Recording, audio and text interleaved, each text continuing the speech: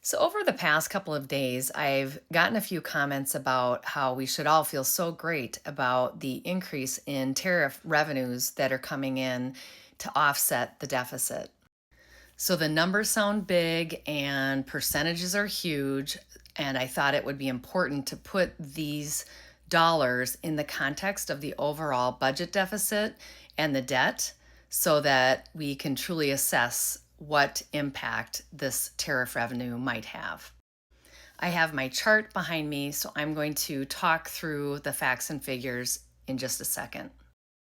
So last year we had a deficit of 1.8 trillion, which added to our debt, and we ended at 35.46 trillion.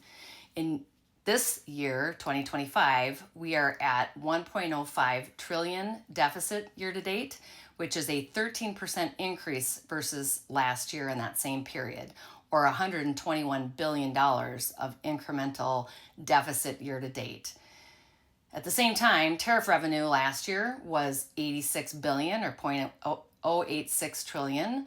Year to date, we are at 63 billion dollars, 0.063 trillion in tariff revenue, which is an increase of 18%, which sounds impressive, but only represents $10 billion in incremental tariff revenue. And as an aside, our year-to-date net interest paid is $579 billion. So this incremental tariff revenue pales in comparison to the incremental deficit that we're running and the incremental, or actually just the total net interest expense year to date.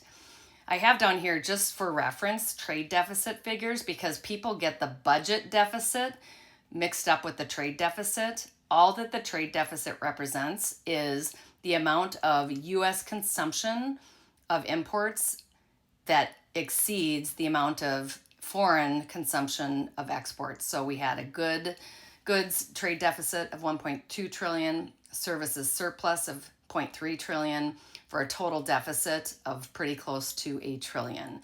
So just as a note, the April imports were down 16%, which means that our run rate or continued pace of tariff revenue growth is likely to decline because we won't have as many imports bringing in the tariff revenue.